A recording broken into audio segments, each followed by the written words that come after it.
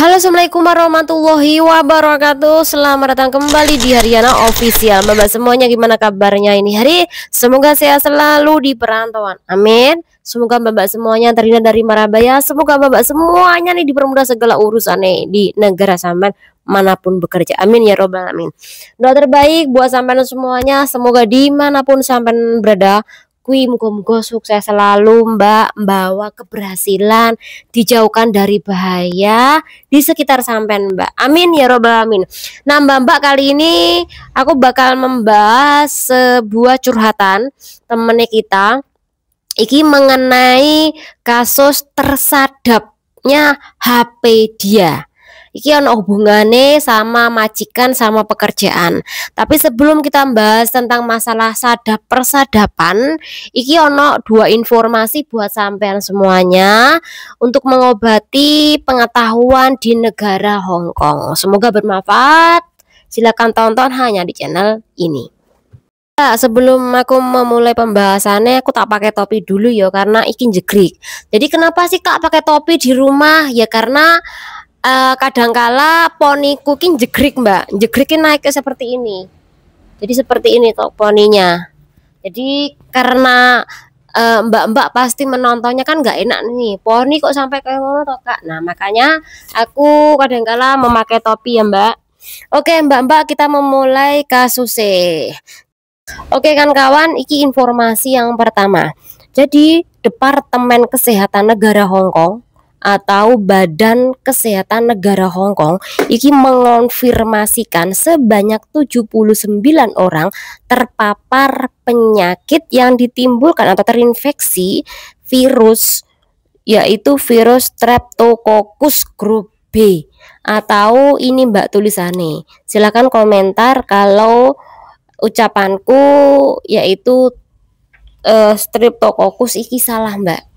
Jadi iki ditimbulkan dari hewan, kemudian iki menyebabkan manusia kuwi sampai kena virus, dan sebanyak 79 orang kuwi terinfeksi. 4 diantaranya iki dirawat dengan kondisi serius dan 3 orang iki sudah meninggal dunia, padahal sudah dirawat cukup lama mbak, sekitaran 2 bulan 3 bulanan, dan kemudian mereka meninggal dunia. Nah pertanyaannya mbak mungkin di antara mbak-mbak majikannya ada yang sakit, atau mungkin mbak-mbaknya ada yang sakit terkena virus ini, silahkan komentar.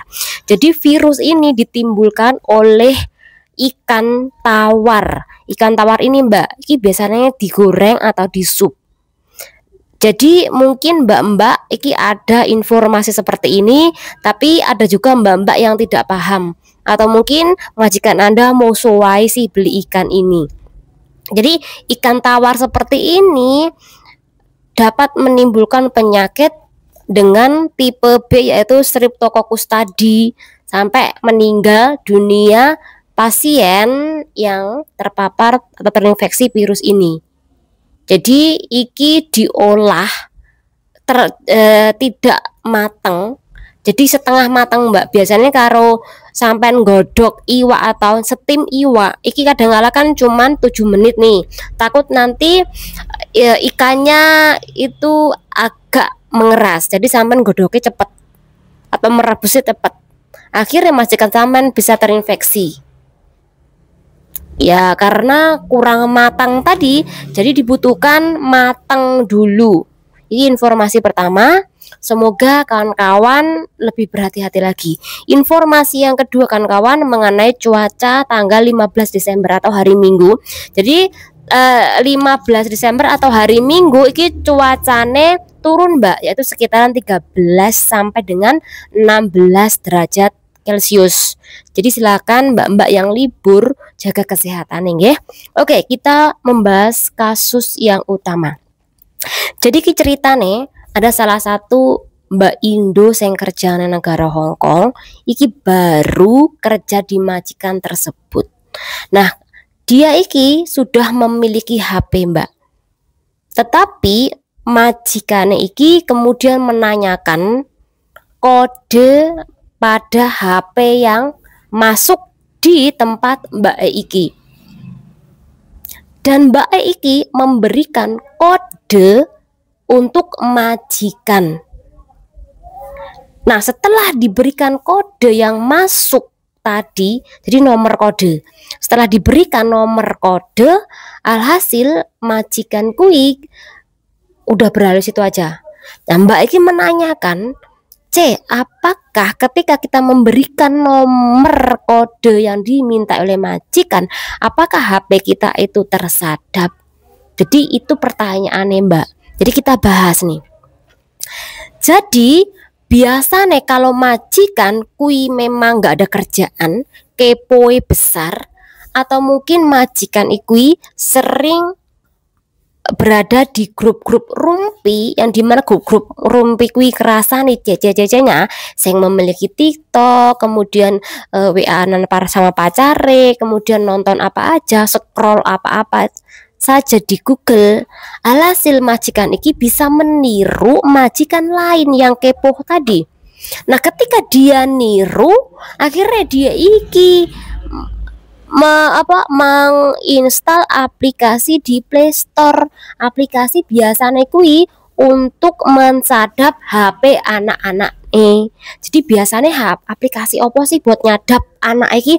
Jadi biasanya majikan kui memakai aplikasi Plus Get Kit Parental Control iki untuk mengontrol HP anak tapi majikan menyalahgunakan mengontrol CC ne. Nah, setelah bose kui nanti menginstal aplikasi ini, nanti diarahkan ketika disuruh memasukkan email HP majikan. Nanti setelah dianya menyetujui, alhasil HP CC-nya iki ono pemberitahuan karena majikan sampean kui memberikan link ke HP ne CC ne. Jadi Mbak Ekwi kenapa kok sampai dimintai kode? Karena majikan kui sebelumnya memberikan atau nge-share link Mbak, link dari aplikasi Plus Get Kit Parental Control tadi. Nah, setelah kui dikirimkan link oleh majikannya, kemudian Mbak Eki langsung membuka link itu, kemudian diarahkan untuk memasukkan contoh dia memiliki email, kemudian password email dia. Nah, di situ kalau sudah disetujui, nanti majikan bakal dapat nomor kode. Nah, atau Mbak Eki dapat nomor kode yang akhirnya dimasukkan ke HP masing-masing. Ketika sudah dimasukkan ke HP masing-masing, alhasil segala aktivitas, contoh foto Mbak E, video Mbak E, kemudian isi WA, percakapan isi WA, teleponan isi WA, kemudian Facebook, kemudian aplikasi-aplikasi dating lainnya, bahkan sampai aplikasi kencan pun kalau ada, kui bisa dikontrol oleh majikan dan majikan bisa mengetahui. Bahkan sampai telepon dengan orang siapapun itu, suaranya, kemudian SMS apa, kui bisa disadap oleh majikan nih Mbak. Dan Mbak Ekui sudah menyetujui perihal ini. Jadi pertanyaannya, bagaimana kalau aku disadap nih?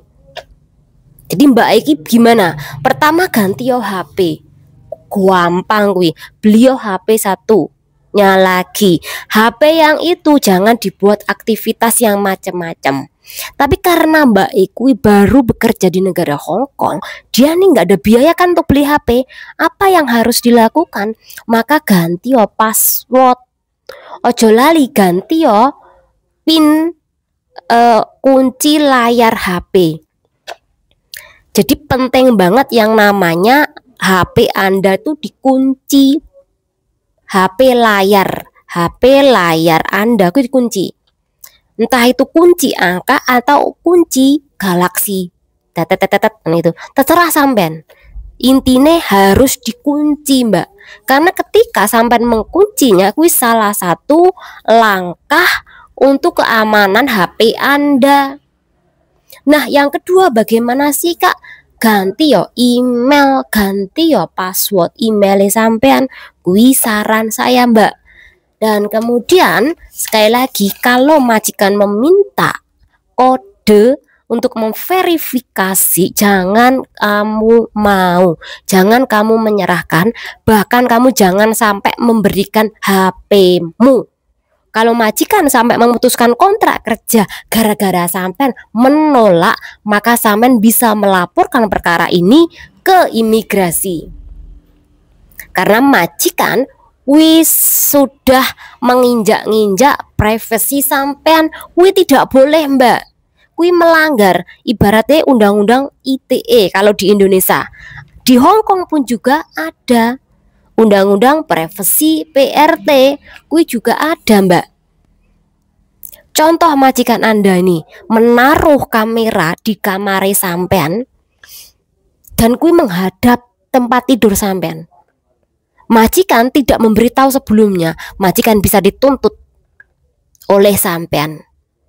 Walaupun itu rumah dia, with privacy sampean, majikan tidak diperbolehkan menaruh kamera sembarang tempat, apalagi tanpa sepengetahuan sampean. Bahkan menaruh kamera di dapur tanpa sepengetahuan sampean ku juga dilarang. Sampean bisa melaporkan, kecuali kalau majikan kuwi ngomong, "Cece, tak kasih kamera ning kono ya. Cece, tak kasih kamera ning kono ya. Kamarmu tak kasih kamera ya. Ning toilet tak kasih kamera ya." Kuwi enggak masalah, Mbak. Tapi ada omongan.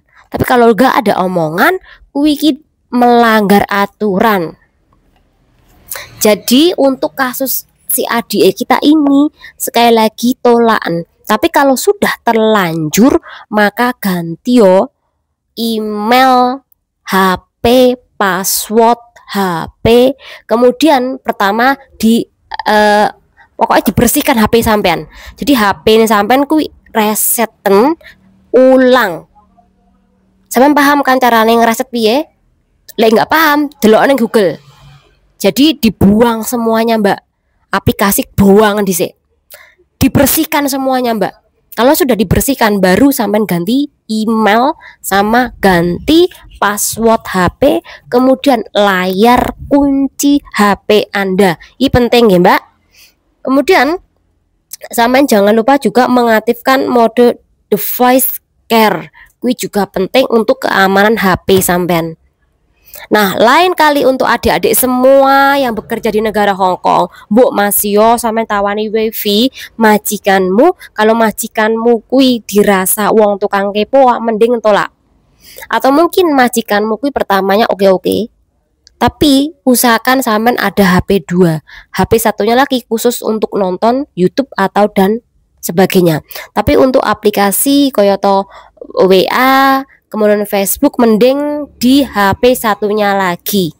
Atau mungkin Anda pakai WA neng HP situ, tapi khusus gini majikan teman-teman sampean. Untuk pacar, keluarga dan sebagainya, mendingan jangan di situ. Apalagi kalau tok-tok, takut kuwi berakibat fatal pada kerjaan sampean, nggih. Semoga mbak-mbak hati-hati, termasuk adik-adik nih yang belum bisa carane melawan kasus kekepoan majikan Anda. Semoga bermanfaat. Channel diri. Wassalamualaikum warahmatullahi wabarakatuh.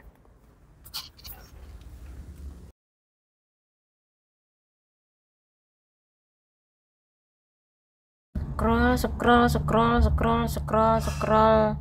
Nah, perawatan perangkat dan baterai. Iki namanya aktifkan mode device care tadi, Mbak.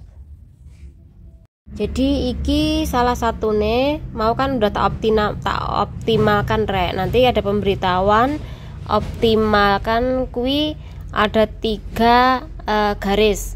Nah, kalau sampean kui ada di awal berarti gak aman. Kalau garisnya di tengah warna ini, tengah ya, ada 3 garis. Nah, kalau garisnya di tengah kui kurang aman. Tapi kalau di garis ketiga itu sudah aman, kayak seperti ini. Tidak aman, perlu pindai aman. Jadi tolong iki untuk dicek keamanan pada HP Anda.